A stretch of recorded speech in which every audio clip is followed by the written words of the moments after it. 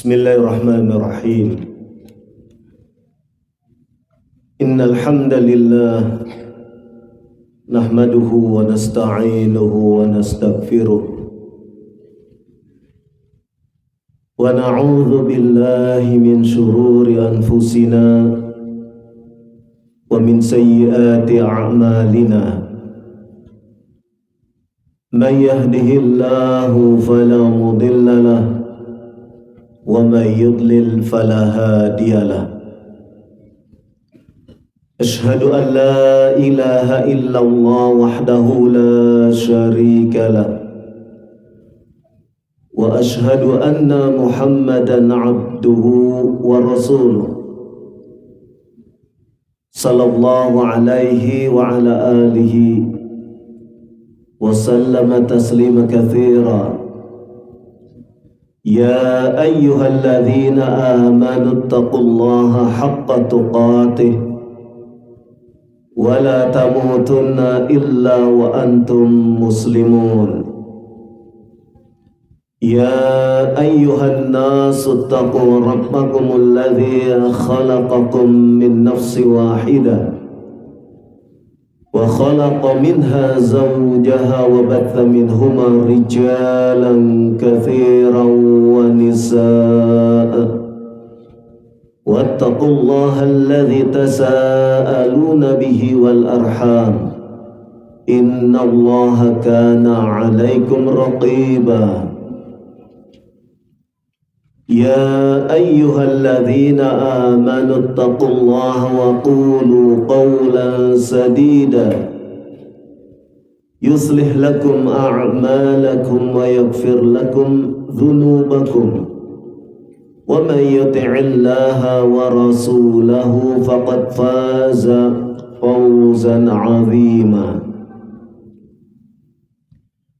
Amma ba'd, fa inna asdaqal hadithi kitabullah wa khairal hadi hadi Muhammadin sallallahu alaihi wa ala alihi wa sallam wa syarrul umuri muhdatsatuha fa inna kulla muhdatsatin bid'ah wa kulla bid'atin dhalalah wa kulla dhalalatin finnar. Alhamdulillah, segenap puji hanya bagi Allah, Rabb semesta alam. Walhamdulillah, kita bersyukur kepada Allah subhanahu wa ta'ala atas berbagai nikmat yang Allah curahkan kepada kita. Dengan sebab nikmat tersebut, kita bisa menunaikan amalan-amalan menuju kepada ketakwaan.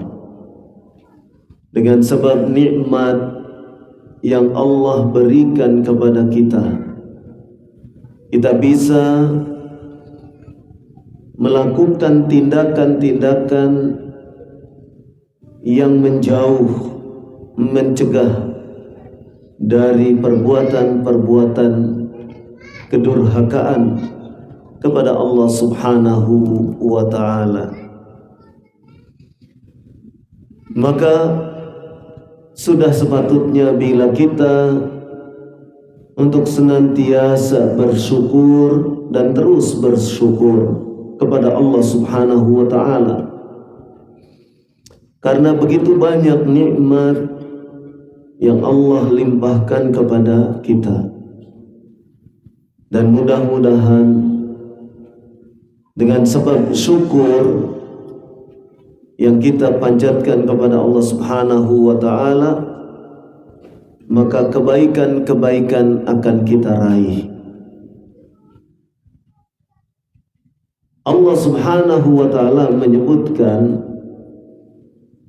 di dalam satu ayat, wa in ta'adzana rabbukum la in syakartum la azidannakum wa la in kafartum inna azabi lasyadid. Ayat ini menegaskan bahwasannya siapa yang bersyukur kepada Allah Subhanahu wa ta'ala, maka ia akan mendapatkan tambahan nikmat. Dan sebaliknya, ketika ada hambanya yang kufur nikmat, maka yang ada adalah siksa yang sangat keras. Wa idza adzana rabbukum, dan ingatlah ketika Rabb kalian memaklumkan, la in syakartum, jika kalian bersyukur, la azidannakum, sungguh pasti, dengan taukid yang sangat tegas, sangat kuat. Disebutkan la azidannakum, sungguh pasti aku tambahkan nikmat itu kepada kalian. Maka tak ragu lagi bahwasannya siapa yang bersyukur kepada Allah Subhanahu wa ta'ala, maka sikap syukur ia kepada Allah Subhanahu wa ta'ala adalah sikap yang akan mendatangkan kebaikan bagi dirinya. Kebaikan apa? Kebaikan, kalau berdasar ayat tadi, kebaikan itu dalam wujud bertambahnya nikmat. Bertambahnya nikmat. Sebaliknya, ketika seorang hamba itu kufur, tidak mau mengakui bahwasanya nikmat itu dari Allah Subhanahu wa ta'ala, atau ia menyalahgunakan nikmat itu, bukan untuk sesuatu yang diridhai oleh Allah Subhanahu wa ta'ala, maka yang akan ia petik adalah sesuatu yang sangat pedih, sesuatu yang sangat keras, yaitu dalam bentuk siksa dari Allah Subhanahu wa ta'ala. Maka pandai-pandailah untuk senantiasa mensyukuri setiap keadaan, mensyukuri nikmat Allah Subhanahu wa ta'ala. Ini satu perkara yang perlu kita tanamkan pada diri kita, pentingnya sikap syukur. Seorang suami yang senantiasa bersyukur, ia akan melihat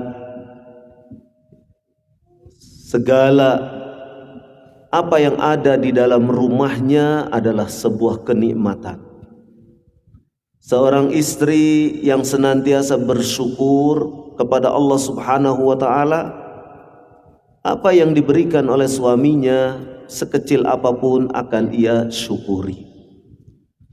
Maka dengan sikap syukur itu akan mendatangkan berbagai kebaikan di dalam kehidupan rumah tangganya.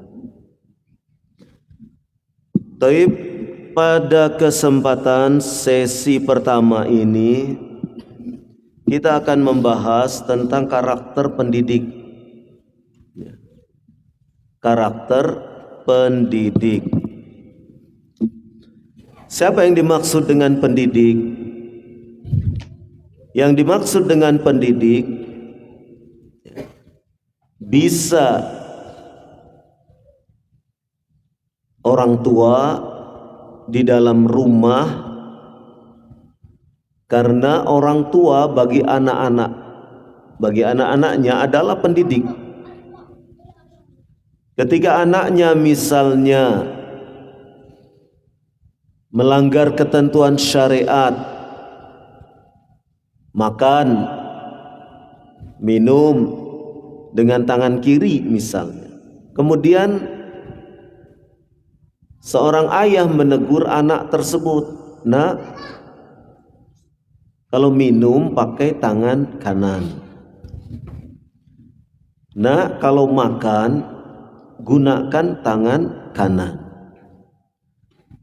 Teguran seorang ayah kepada anaknya itu merupakan proses pendidikan. Ketika anak itu ditegur, artinya anak itu sedang dididik untuk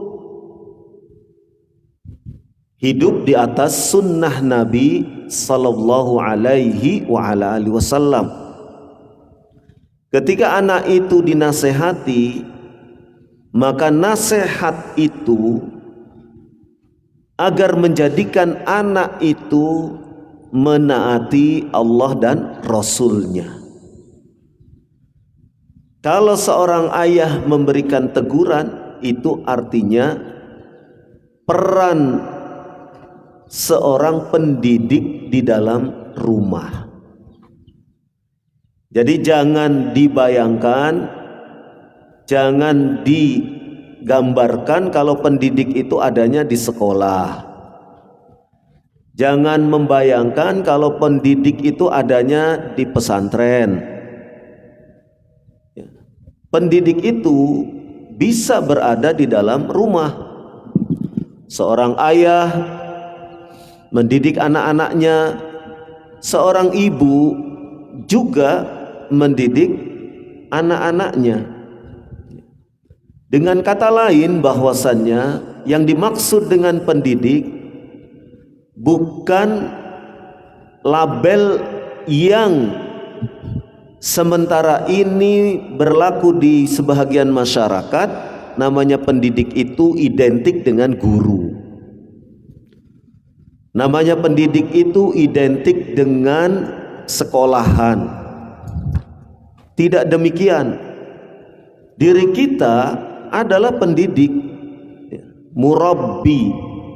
Seorang ibu murabbiyah adalah pendidik. Apalagi di dalam istilah disebutkan al-um adalah madrasah. Ibu adalah madrasah lil aulad, bagi anak-anak. Kenapa demikian? Karena ibu cenderung lebih dekat kepada anak. Ibu cenderung lebih mengerti keadaan anak dibandingkan seorang ayah. Kenapa demikian? Karena anak lebih banyak berinteraksi dengan ibunya dibandingkan dengan ayahnya. Kenapa demikian? Karena ibu lebih banyak di rumah, sedangkan ayah lebih banyak di luar rumah. Sehingga hubungan antara anak dan ayah itu relatif lebih sedikit dibandingkan hubungan anak dengan ibunya. Maka ibu sering diidentikan dengan madrasah. Madrasah itu apa?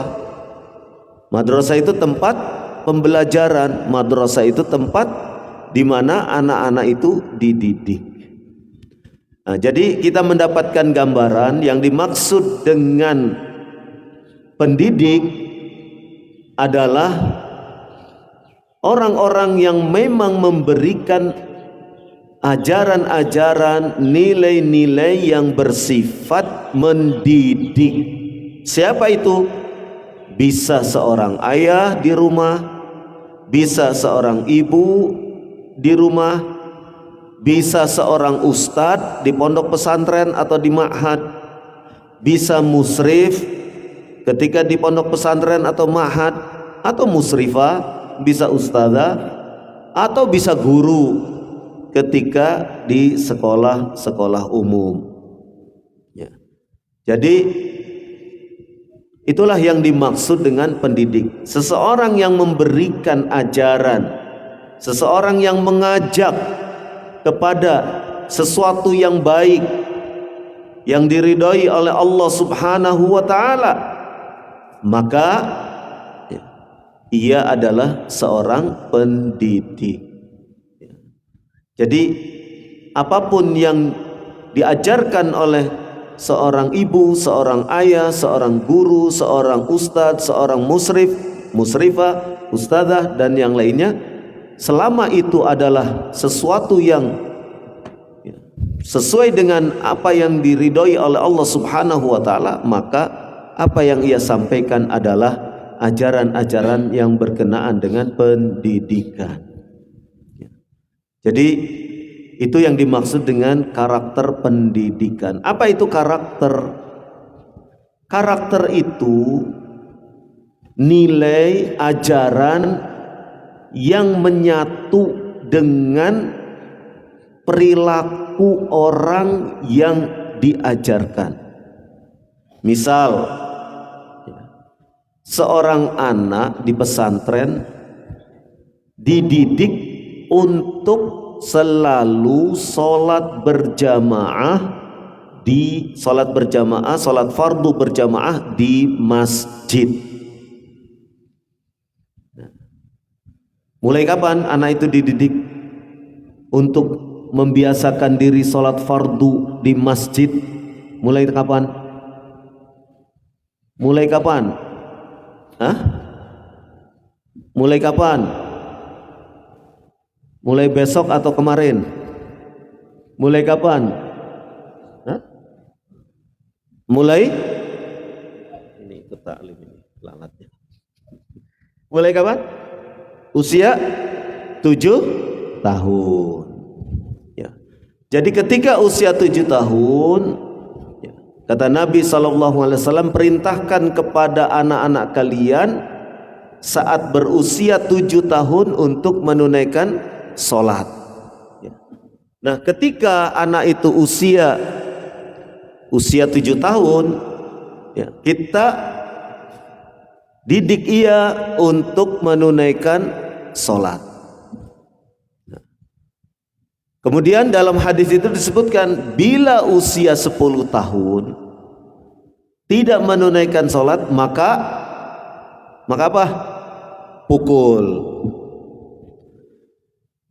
Sekarang anak sudah usia 10 tahun tidak sholat, tapi sejak usia 7 tahun tidak dididik oleh kita sholat.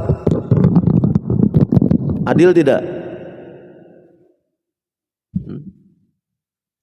Jadi runtutannya harus dalam hadis 7 tahun, ya kan? Dididik untuk sholat berjamaah.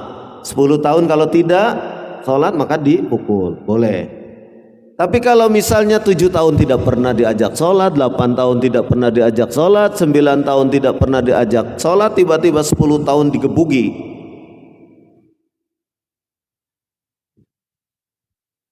tidak pernah mendidik, tidak pernah membiasakan, tidak pernah mengajak, tiba-tiba 10 tahun main pukul.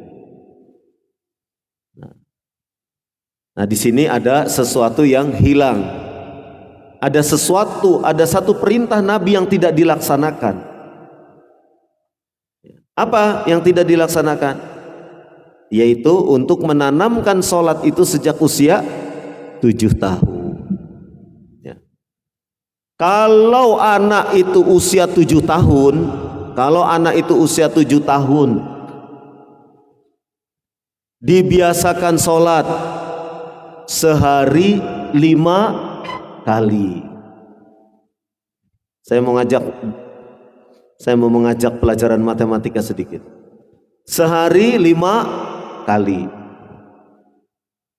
7 hari, 1 pekan berapa kali sholatnya? 35 kali. Kalau 1 bulan, ayo matematika perkalian ini, 35 kali 30, 150. 105 apa 150?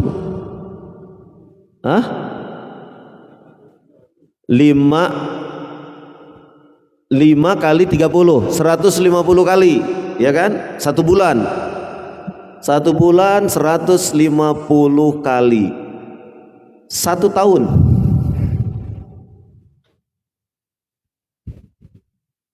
150 kali 12.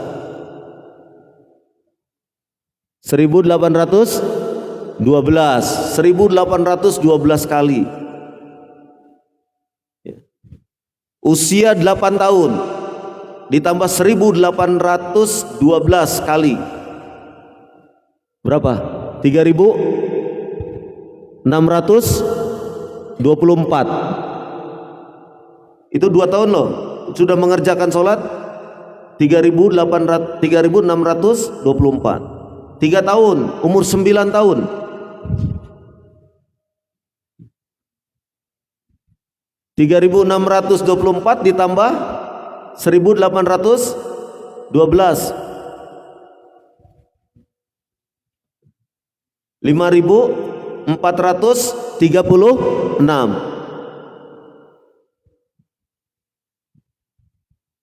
Betul? Matematika. Belajar matematika tidak? Di pondok diajarkan matematika tidak? Pondok itu perlu ngajarkan matematika tidak? Hah? Ya perlu, buktinya ini, buktinya prakteknya di sini.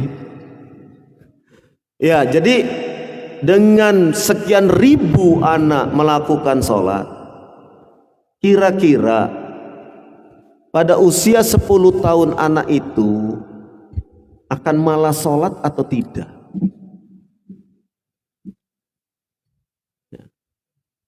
Secara teoritis tidak akan malas. Karena apa? Karena sholat yang ditanamkan pada diri anak itu sudah menjadi sesuatu yang menyatu dengan dirinya. Kalau dengar azan dia langsung, itu secara teoritis. Karena apa? Karena sejak 7 tahun dia sudah dididik. Azan, ayo bangun, sholat. Azan, ayo siap-siap sholat. Jadi selalu dikondisikan begitu. Ya, jangankan ketika usia 10 tahun, usia 8 tahun saja bisa jadi anak itu ya, berbalik malah memohon orang tuanya untuk sholat. Abah, bangun bah, udah azan asar. Nah kan kebalik toh, yang biasanya orang tuanya yang ngajak anaknya untuk sholat, tapi sekarang anaknya yang mengingatkan orang tuanya untuk sholat. Pernah kejadian ini di rumah? Hah? Pernah kejadian ini di rumah? Kalau pernah berarti ada buktinya kan? Saya berbicara ini sesuai dengan fakta, bahwasannya anak kecil yang dibiasakan sholat, maka 1 tahun, 2 tahun, 3 tahun dia akan mengingatkan kita sebagai orang tuanya untuk menunaikan sholat. Itu fakta. Itu menunjukkan bahwasannya ketika anak itu mengingatkan orang tuanya untuk menunaikan sholat fardu berjamaah di masjid, itu menunjukkan bahwasannya apa yang kita ajarkan kepada anak itu sudah tertanam pada dirinya. Tertanamnya apa yang kita ajarkan itu namanya karakter. Paham? Jadi yang dimaksud dengan karakter itu apa? Karakter pendidik berarti nilai-nilai kebaikan, ya kan? Nilai-nilai kebaikan itu menjadi sesuatu yang menyatu dengan pendidik itu sendiri, dengan sang pendidik itu menyatu. Misalnya apa? Karakter pendidik itu jujur, maka sebagai seorang pendidik dia sulit untuk berbohong. Dia akan menjauhi perbuatan berbohong. Dia harus jujur. Karena apa? Kalau dia tidak jujur, ada sesuatu yang tidak nyaman di hatinya, misalkan. Nah, itu namanya karakter.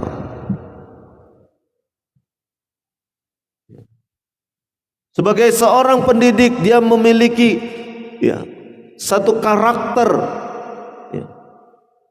untuk selalu berbicara yang baik. Ketika dia mengeluarkan kata-kata umpatan, kata-kata sumpah serapah, kata-kata yang jelek, setelah itu dia menyesal sekali. Kenapa demikian? Karakter dia terbiasa mengucapkan perbuatan yang baik. Nah, ketika ia misalnya dalam kondisi tertentu sampai apa bahasa orang sana keceplosan, ya, sabku lisan, orang Arab bilang sabku lisan, keperucut begitu. Nggak tahu bahasa Bengkulunya apa keperucut. Gitu. Ya, paham ya? Maksud saya paham kan? Nah, jadi kelepasan gitu. Nah, satu ketika kelepasan dia istighfar. Nah, itu artinya apa? Karakter seorang pendidik ketika ia terlepas, ya, kelepasan mengucapkan sesuatu yang tidak baik kemudian dia istighfar, itu menunjukkan karakter dia, ya, memiliki karakter untuk selalu mengucapkan kata-kata yang baik. Itu namanya karakter. Jadi sesuatu yang sudah menjadi kebiasaan dia, sesuatu yang sudah menyatu dengan dirinya, sifat-sifat, perilaku, perbuatan, itu yang dinamakan dengan karakter. Kan kita sering menyebut, oh karakternya pemarah dia. Kenapa kita mengatakan karakternya pemarah? Karena sedikit-sedikit dia marah, sedikit-sedikit dia marah, sedikit-sedikit dia marah. Sering kita menyebutkan, oh dia punya sifat lembut, itu berarti karakternya lembut. Ada yang kasar, oh dia kasar, nah itu karakternya berarti kasar. Sesuatu yang melekat pada diri orang tersebut, ya, sifat, perbuatan, atau apapun, akhlak misalnya, ya, itu namanya karakter. Jadi karakter seorang pendidik artinya sesuatu yang sudah melekat pada diri seorang pendidik. Apa yang harus melekat? Apa yang harus tertanam pada diri seorang pendidik? Apa yang harus, ya, dalam kesehariannya, amal perbuatannya itu harus ditunjukkan oleh seorang pendidik? Apa saja karakternya? Yang pertama, karena mendidik itu adalah satu bahagian dari bentuk ibadah. Mendidik itu ibadah. Kita mendidik anak-anak kita itu bahagian dari ibadah. Kenapa demikian? Karena kita mendidik anak-anak kita artinya membentuk kepribadian anak-anak kita menjadi kepribadian yang patuh, taat kepada Allah dan Rasulnya. Itu adalah bentuk bahagian dari ibadah.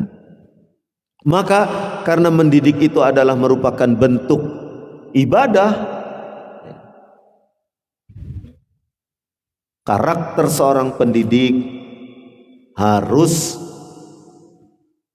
memiliki keikhlasan di dalam mendidik tersebut.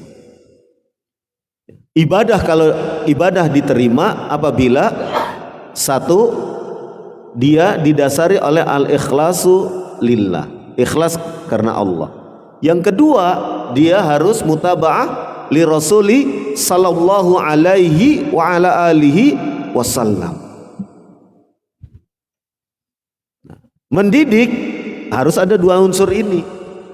Ketika pendidikan itu kita terapkan, maka seorang pendidik harus memiliki sifat ikhlas lillahi ta'ala ketika ia menunaikan tugas kependidikannya. Kalau tidak ikhlas berat. Mendidik itu berat kalau tidak ikhlas. Bagaimana tidak berat? Ya.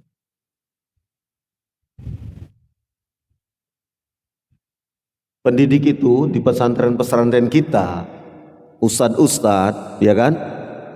Coba paling tinggi bulanannya berapa? Sini ini kan pengajar-pengajar semua ini. Ini kan pernah berkecimpung di pesantren ya kan, di ma'had. Coba kalau tidak karena keikhlasan, bahwasanya ini adalah perjuangan, bahwasanya ini adalah urusan dakwah, bahwasanya ini adalah urusan mendidik generasi yang akan datang. Kalau tidak karena kesadaran itu, tidak lillahi ta'ala, kira-kira akan mau tidak jadi pendidik? Ini terus terang ya, bukan saya buka-buka dapurnya pondok, bukan. Tapi kenyataannya seperti itu. Ya.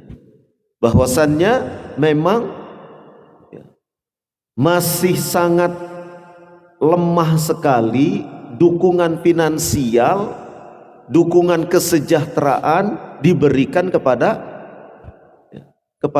ustadz-ustadz di pondok. Ya. UMR Palembang berapa? Berapa UMR Palembang? Upah minimum rata-rata UMR berapa? Hah? Kalau misalnya kita kerja di sebuah perusahaan batu bara, kan ada UMR-nya ya kan? Berapa? Berapa kira-kira? 5 juta? Hah? Gak jelas. Kan ada di HP. Langsung aja UMR Sumatera Selatan gitu. Berapa? 3.500.000 katanya. Ya taruhlah sudah 3.500.000. Ada gaji ustadz segitu? Hah? Ada gaji ustadz segitu? 3.500.000? Hah? Dibagi 10. Artinya diukur dengan UMR saja, pendapatan kita itu masih, insentif untuk para ustadz, kesejahteraan untuk para ustadz itu kurang, betul? Nah, tapi apakah kemudian dengan insentif yang di bawah UMR itu terus kita berhenti mengajar? Apakah kemudian kita udah nggak usah kerja di pondok, nggak usah ngajar di pondok, udah cari? Apakah itu? Tidak. Tidak demikian. Karena apa? Karena yang kita cari bukan sekedar dunia. Yang kita cari bukan sekadar dunia. Jadi ketika kita sudah menyatakan diri, saya ingin ta'awun di ma'had, saya ingin membantu pondok, itu artinya kita siap untuk menanggung segala risiko, termasuk diantaranya dukungan finansial yang meskipun sedikit. Karena apa? Karena kita lillahi ta'ala, ikhlas lillahi ta'ala. Maka karena faktor keikhlasan inilah ya, kita berjuang itu karena apa? Mengikuti apa yang diperintahkan oleh Allah Subhanahu wa taala, ikhlas lillahi taala. Ya, karena dengan sebab karakter ikhlas inilah ya, orang berpayah-payah. Ya, orang siap menanggung segala risiko meskipun mungkin insentifnya di bawah UMR. Tapi itu tidak menjadi penghalang untuk melakukan kebaikan, untuk melakukan satu yang ma'ruf, yaitu mendidik anak-anak kita, anak-anak kaum muslimin di ma'ahid kita. Itu pentingnya al-ikhlas lillahi ta'ala.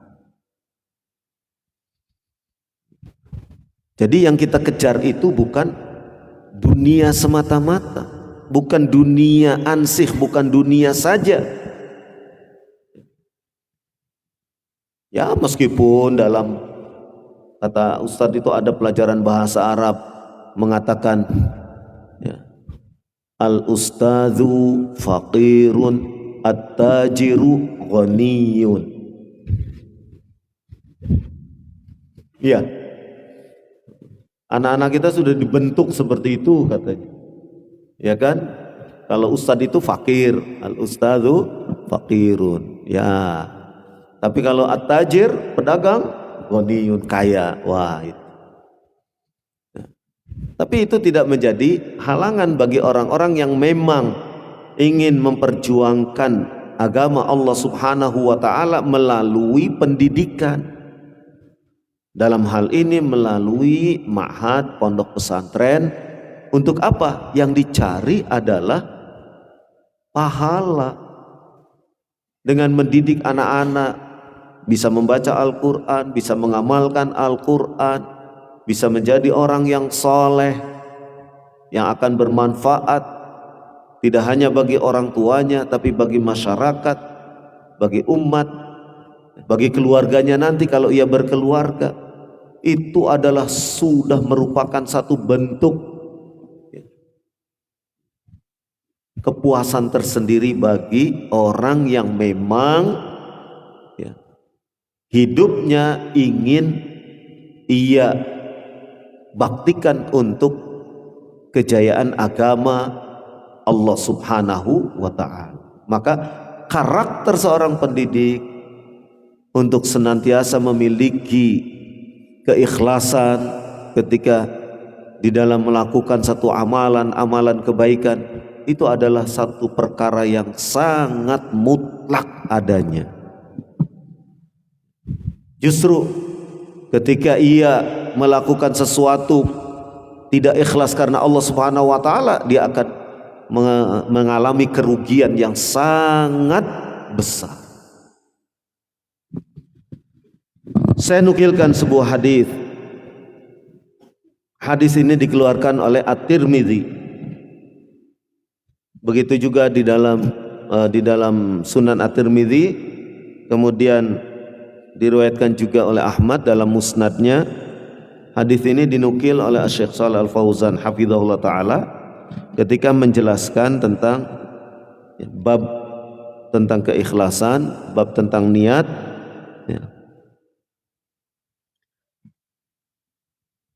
Dalam Al-Arba'in An-Nawawiyah. Dalam hadis ini Nabi SAW, hadis ini hadis qudsi. Hadis ini hadis qudsi. Nabi SAW bersabda, inna awalan nasi yuqda fihi yaumal qiyamah thalatha. Ya. Bahwasannya kali yang pertama yang akan dialami oleh manusia yang diperkarakan pada hari kiamat nanti ada 3 orang. Yang pertama, rajulun istushhida, seseorang yang secara lahiriah dia mati syahid. Fa utiya bihi fa'arrafahu ni'amahu fa'arrafaha, kemudian diberikan kepadanya hal-hal yang terkait dengan nikmat saat di dunia, kemudian ia pun mengakuinya.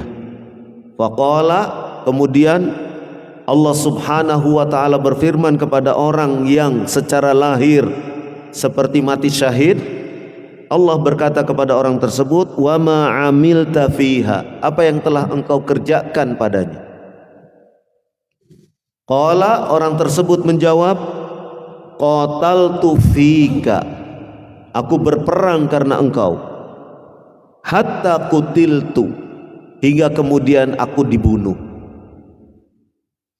Qala, Allah Subhanahu wa taala berkata kepada orang tersebut, kadzabta, engkau telah berdusta.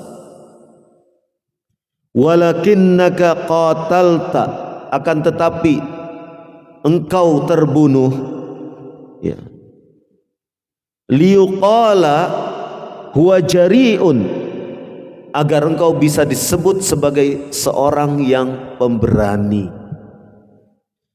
Faqad qila, dan gelar sebagai pemberani itu telah engkau dapatkan saat di dunia.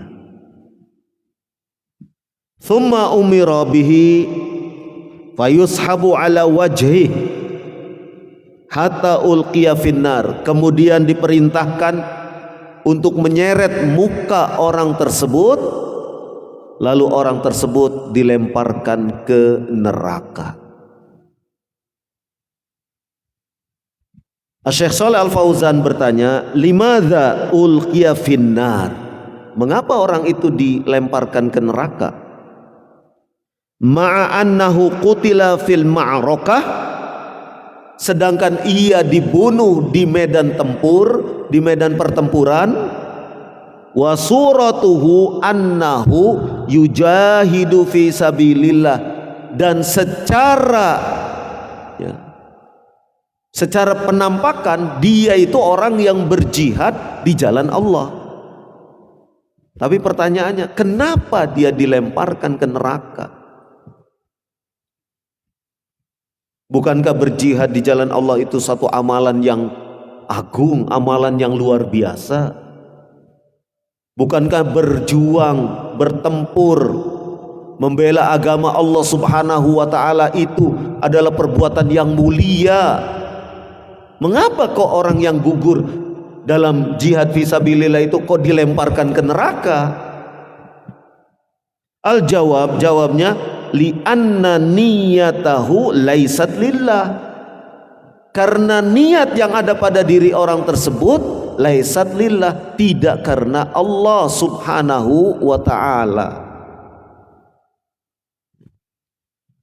Wa innama niyatuhu, akan tetapi sungguh niatnya itu an yumdaha, ya, bil jara'ati wasyaja'ah, tetapi niatnya itu karena ingin dipuji, mendapatkan pujian sebagai al-jara'ah, sebagai orang yang punya nyali, wasyaja'ah, sebagai orang yang punya sifat pemberani, ingin dapat pujian itu.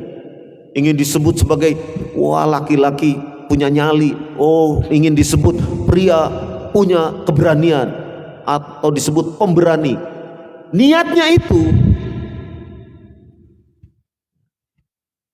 niatnya bukan karena Allah Subhanahu wa ta'ala, tapi karena ingin mendapatkan apa? Pujian sebagai seorang pemberani.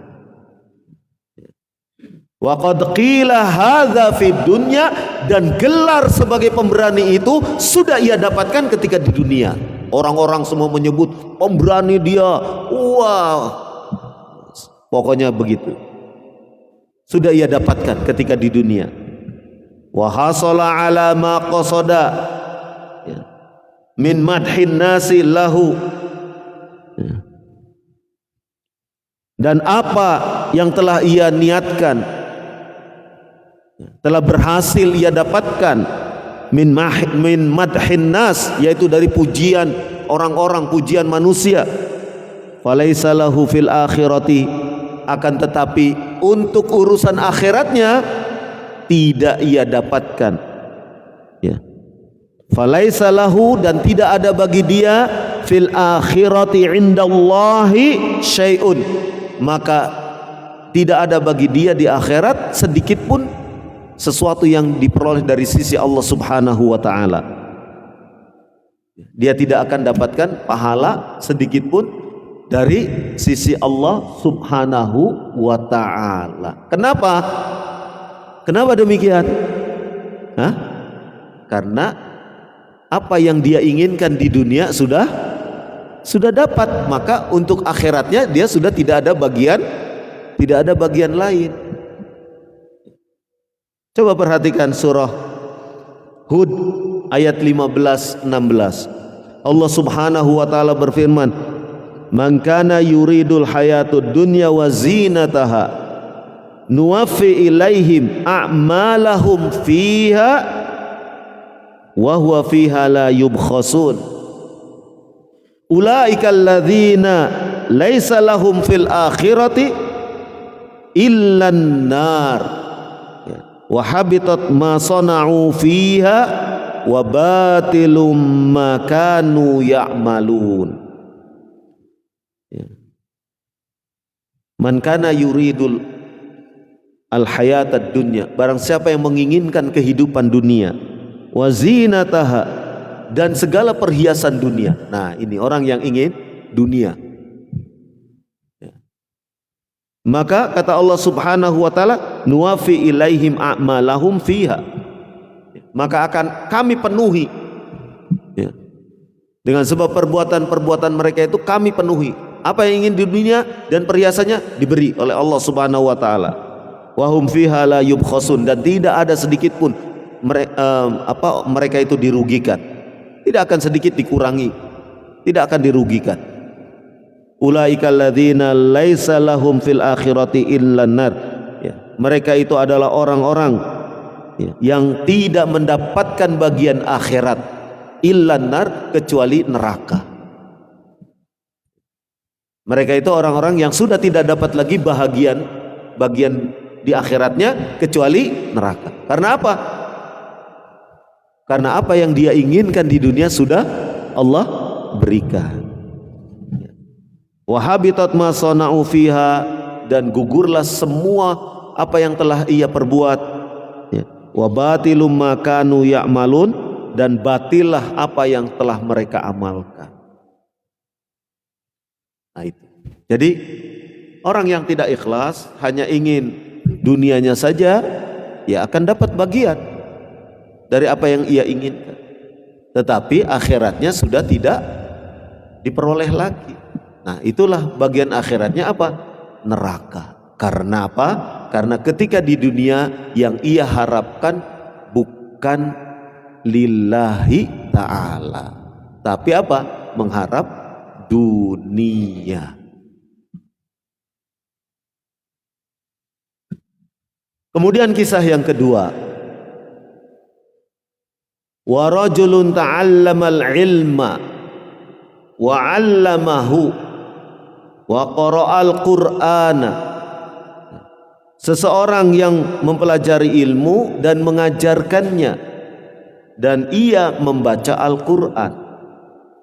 Fa utiya bihi liyu'arrafahu ni'amahu fa'arrafaha. Kemudian ditunjukkan kepada dia nikmat-nikmat saat di dunia, kemudian ia pun mengakui. Faqala, Allah bertanya kepada dia, ma amilta fiha, apa yang telah engkau kerjakan saat di dunia. Qala ta'allamtu fikal ilma wa 'allamtuhu. Orang itu menjawab, saya mengajarkan ilmu karena engkau ya Allah. Wa 'allamtuhu, saya menuntut ilmu karena engkau ya Allah. Wa 'allamtuhu, dan aku mengajarkannya. Wa qara'tu fikal Qur'an, dan saya membaca Al-Qur'an karena engkau ya Allah. Ya. Kemudian kata Allah, faqala, ya, Allah katakan kepada orang tersebut, kadzabta, engkau telah dusta. Allah kan maha tahu isi hati manusia. Kadzabta, engkau dusta. Ya. Walakinnaka ta'allamta, akan tetapi engkau menuntut ilmu, liyuqala huwa alim, agar engkau disebut sebagai orang alim. Faqad qila, dan gelar alim itu telah engkau peroleh. Wa qara'tal qur'ana, dan engkau membaca Al-Qur'an. Liyuqala huwa qari'un, agar engkau disebut sebagai seorang qari. Ya, qari itu pembaca Al-Qur'an yang indah suaranya, yang indah suaranya, sehingga gelar qari itu sudah diperoleh. Faqad qila, dan gelar qari itu engkau telah disebut sebagai seorang qari. Tsumma umira bihi wa yushabu ala wajhi hatta ulqiya finnar. Kemudian orang itu pun diseret, diperintahkan untuk diseret wajahnya, kemudian sampai dilemparkan ke neraka. Padahal menuntut ilmu itu amalan yang luar biasa mulianya. Mengajarkan ilmu itu adalah perbuatan yang sangat luar biasa.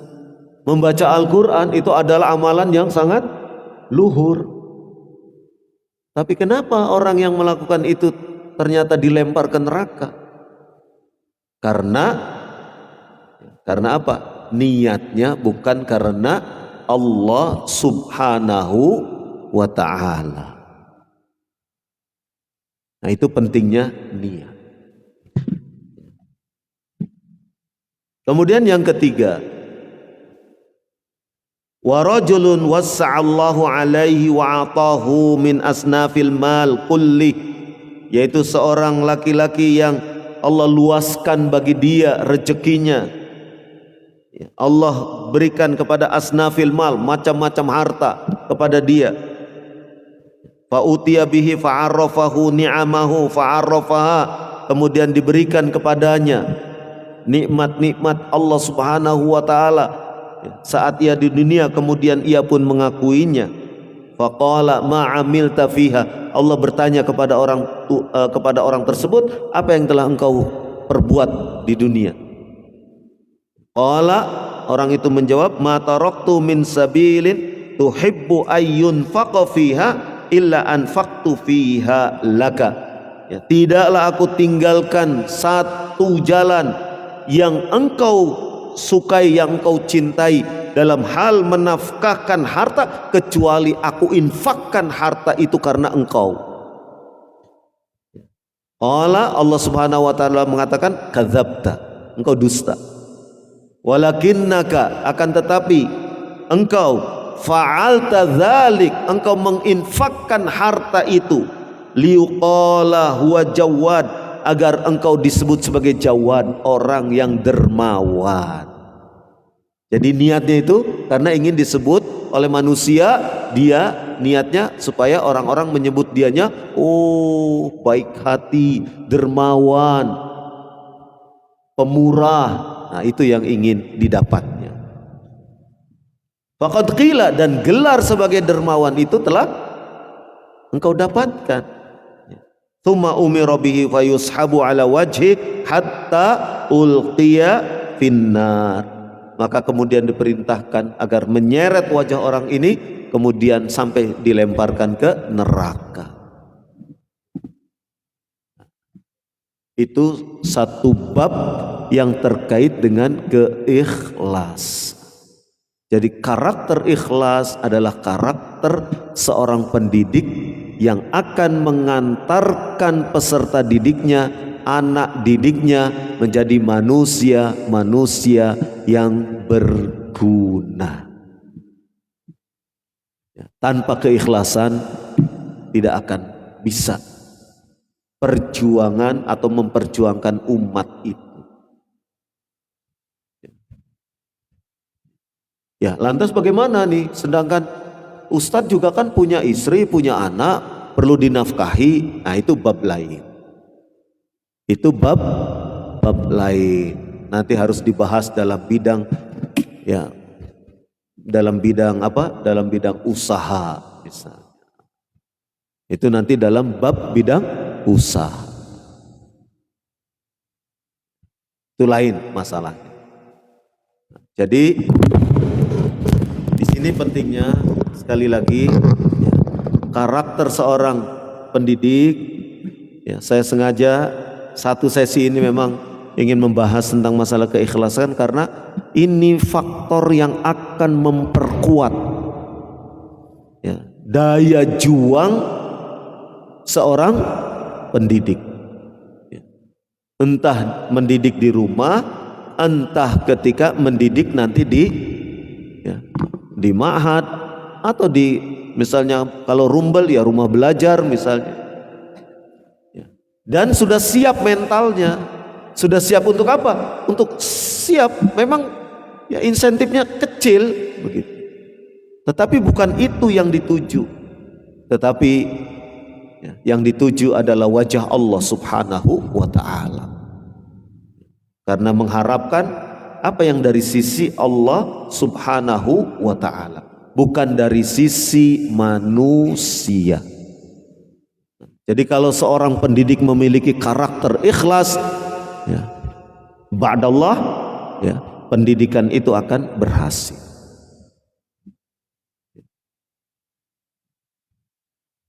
Bahkan, ya, tidak jarang, tidak sedikit seorang pendidik, ya, sampai harus misalnya mengorbankan sebagian hartanya, mengorbankan yang ia miliki untuk terlaksananya proses pendidikan itu. Jadi jangankan mendapatkan insentif, malah dia yang mengeluarkannya. Nah, itu lebih lagi. Kenapa demikian? Karena yang ia cari adalah sesuatu yang dari sisi Allah Subhanahu wa taala. Yang ia cari apa itu? Pahala, keutamaan dari Allah Subhanahu wa taala. Dan yang ia lakukan semata-mata karena menunaikan apa yang diperintahkan oleh Allah Subhanahu wa taala. Wa ma umiru illa liya'budullaha mukhlishina lahuddin. Dan tidaklah aku perintahkan, ya, kepada kalian kecuali untuk beribadah dengan mengikhlaskan peribadahan itu hanya bagi Allah Subhanahu wa ta'ala. Nah, ini pentingnya karakter keikhlasan. Di tengah, ya, manusia berlomba-lomba mencari dunia, ya, di tengah manusia berlomba-lomba mencari dunia, ya, ada orang yang berusaha untuk bergerak di dunia pendidikan dalam rangka untuk menyelamatkan anak-anak kaum muslimin. Ini luar biasa. Ini sesuatu yang luar biasa.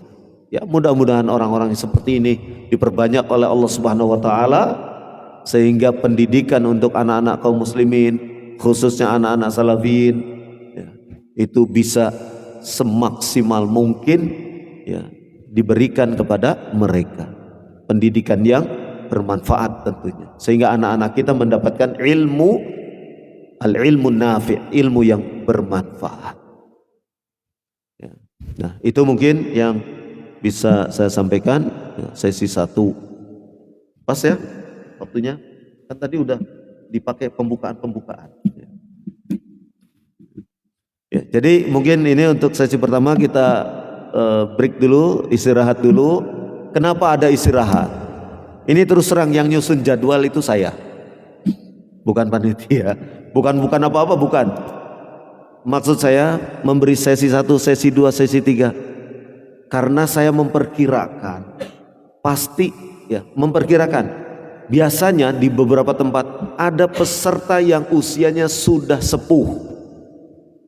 Nah, yang usianya sudah sepuh biasanya pinggangnya sudah tidak kuat kalau lebih dari 1 jam. Lututnya nanti kalau bangun sudah gemeteran gitu. Nah, jadi saya memperhitungkan peserta-peserta bapak-bapak yang sepuh-sepuh ini. Jadi cukup 1 jam istirahat. Kalau anak-anak muda 3 jam digeber, gak apa-apa, ya kan? Tapi kan saya memperhitungkan. Di mana-mana, di Bandung juga begitu. Di Bandung itu dari jam 9 sampai zuhur 2 sesi. Ya, berikutnya ada istirahat. Ya. Karena ya itu tadi sayang. Ya, nanti kan bapak-bapak yang sudah sepuh-sepuh pulang dari sini malah sakit, kan repot. Gitu. Ya, mudah-mudahan sehat semuanya. Nah, jadi itu perhitungannya. Jadi sesi 1 terus istirahat setengah jam. Ya, untuk meluruskan lutut, ya kan, meluruskan pinggang, atau untuk, ya, berdiri, ya, gitu. Jadi jangan sampai begitu bangun lututnya sakit, gitu. Karena ditekuk terus, sila terus. Nah, itu maksudnya seperti itu. Jadi sesi 1, sesi 2, ya, sambil perlahan-lahan, ya. Dan kata para ulama, ilmu itu disampaikan dengan bit tadrij, ya kan, ya, sedikit demi sedikit. Wallahu a'lam bishawab. Subhanakallahumma wa bihamdik, asyhadu an la ilaha illa anta, astaghfiruka wa atubu ilaik. Wassallallahu ala nabiyyina Muhammad wa ala alihi wa sahbihi ajma'in. Walhamdulillahi rabbil alamin.